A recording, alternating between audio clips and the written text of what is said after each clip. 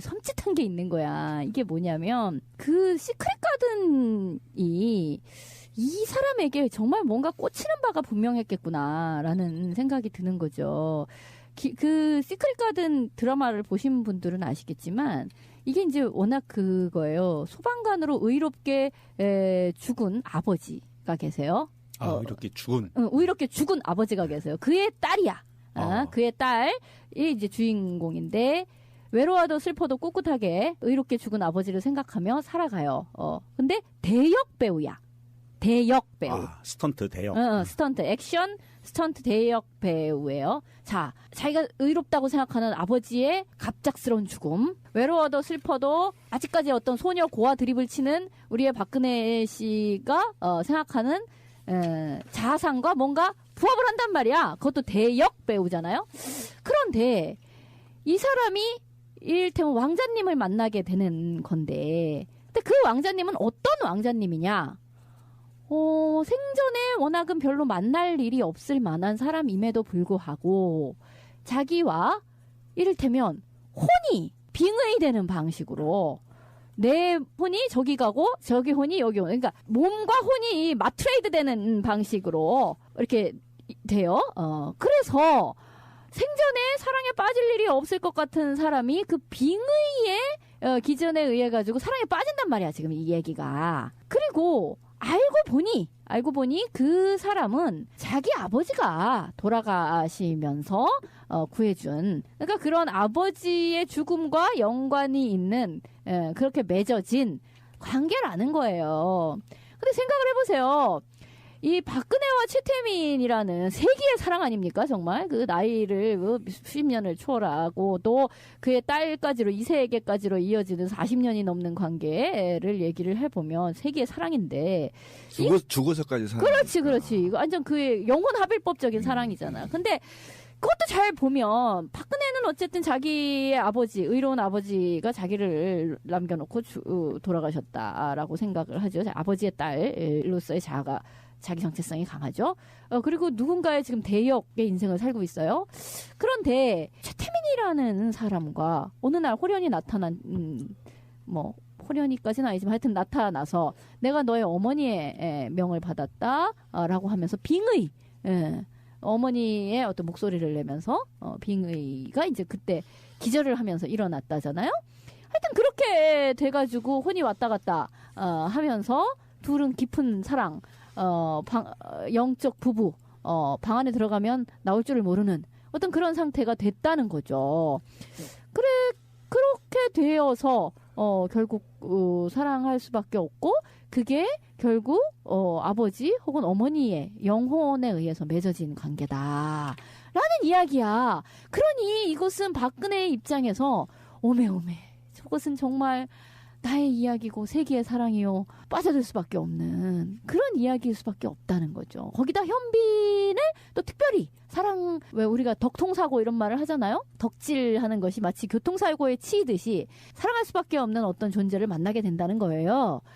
박근혜에게 있어서 현빈은 어떤 덕통사고의 덕질의 그런 사람이었다고 생각이 들어요. 그 이후에도 현빈을 꾸준히 어떤 이상형으로 언급을 하기도 했었고, 근데 뭐 아시안게임이라든지 현충일이라든지 뭐 이런 때에 또 이렇게 현빈이 그 이후로 이렇게 좀 자주 나타나더라고요. TV를 정말 10년 이상을 안 봐서 이게 무슨 말인지 몰랐어요. 진미님 얘기 듣고 조금 감이 오는데, 시크릿 가든의 이 SBS 드라마인데 이것이 2010년 11월 13일 날 첫 방을 시작해서 2011년 1월 16일 날 끝났네요.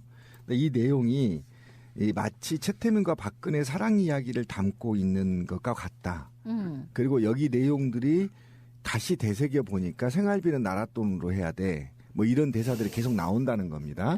그래서 이게 누군가는 아까 말했던 우주적 사랑, 죽어도 사랑해버리는.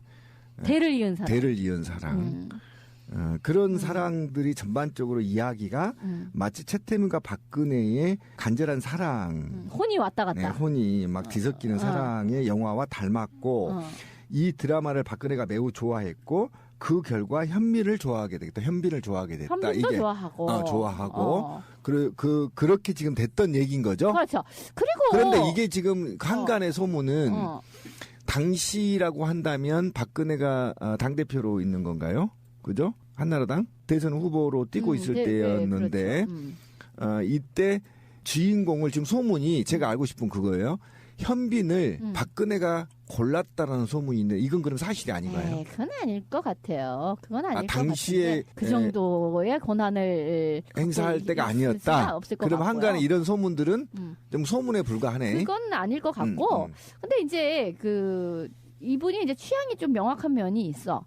그래가지고 김은숙 이걸 쓴 작가 이름이 김은숙인데요. 그 김은숙 작가의 작품을 대체로 좋아하는 것 같아요. 보면 태양의 후예 얼마 전에 막 또 난리 났었잖아요. 거기서 여주인공이 머리에 히잡을 쓰고 썼는데 그걸 또 그대로 차용해서. 그러니까 그거 딱 그 종영된 지 한 달 후 정도에 이란인가 뭐 이렇게 가면서. 똑같이. 거기에 강모현이 이렇게 썼던 히잡을 똑같이 이렇게 거의 코스프레 하듯이 쓰고 막 희죽희죽 웃으면서 그렇게 갔던 거 사실은 뭐 그거 쓰고 싶어 진짜 갔냐 뭐 이란에서의 외교 성과는 별로 없는데 거기에서 왜 그렇게 뭐 그랬을까 뭐 등등도 그러니까 있는 거죠. 그때 박근혜 씨가 어쨌든 국회의원 일개 국회의원 상태였고 이 시크릿 가든이 끝날 무렵에는 평창 동계올림픽 유치 특별위원회 고문으로 활동을 했었네요. 그러니까 이 드라마의 압력을 넣을 만큼의 정도는 아니었다. 아니었는데 아니었다. 단지 그냥 만들었는데 그 이야기가 마치 박근혜와 최태민의 사랑과 닮아 있어서 자기는 빠져들 수밖에 없었다. 그래서 요거까지. 스스로를 길라임이다. 여주인공. 대선 때 하지원 씨는 문재인 후보를 지지한다고. 그렇죠. 그랬죠. 그래서인지는 모르겠으나 어쨌든 블랙리스트에 올랐죠. 그러네요. 다른 분들이 한번 좀 자세히 살펴봐 주셨으면 하는 부분들이 이런 게 있습니다. 저는 연관성을 정확하게 찾지 못하겠는데 시크릿 가든이 2010년 11월부터 드라마가 시작을 했고요. 차움병원이 2010년 12월에 오픈을 했어요. 그리고 박원석 의원이 얘기한 거에 의하면 차움병원 안에 진료실이 시크릿 가든 홀이 병실이 있다고 했어요. 병실이 아니고 중정처럼 안에 이렇게 실내 정원을 만들어 놓은 거기에 거예요. 시크릿 가든이 있다고 하는데 그게 다 똑같이 2010년에 11월, 12월에 시작됐다고 하면 뭔가 좀 그 내밀한 사항이 있지 않았을까. 아니 왜냐하면 차움에 정부 예산을 엄청 몰아줬잖아요.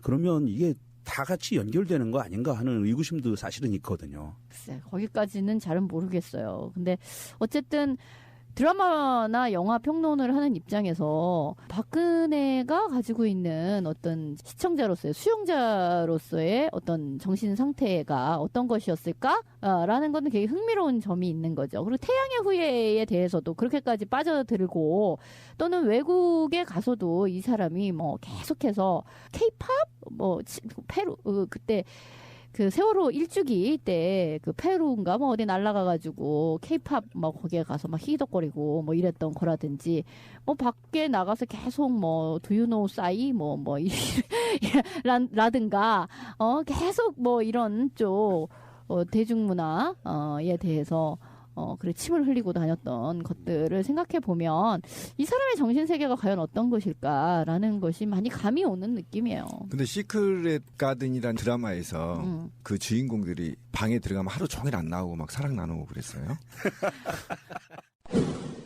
하지원 씨, 네. 오늘 왜 이렇게 기자님들이 많이 오셨을까요? 예, 어제 오늘 왜 이렇게 이슈의 중심에 쓰신 거예요? 무슨 일 있으셨습니까? 길라임 씨. 예, 아니 뭐 본의 아니게 좀 이렇게 되셔가지고 네. 여러모로 좀 부담도 되실 것 같고 어떠세요? 사실 저도 저녁을 먹으면서 뉴스룸을 보고 있었어요. 그날. 생방송 보고 계신 거예요? 네. 그러다가 이제 길라임이라는 이름이 언급된 거를 보고 사실 좀 놀랐고요. 뭐 아직 지금까지도 정말 많은 분들이 길라임이라는 캐릭터를 너무 사랑해 주시고 또 물론 저도 굉장히 제가 좋아하고 지금도 너무나 사랑하는 캐릭터인데 이제 목숨 건 연애에서 한재인이라는 네. 캐릭터도 길라임 이상으로 뭐 좀 엉뚱하고 귀엽고 또 사랑스러운 캐릭터니까 여러분들이 또 기대 많이 해주셨으면 좋겠습니다. 네. 그래요. 예. 한재인을 더 많이 기억해 주셨으면 하는 바람. 네. 영화가 또 알려지는 자리니까. 그렇죠. 예, 예. 한재인은 네, 쓰지 마세요.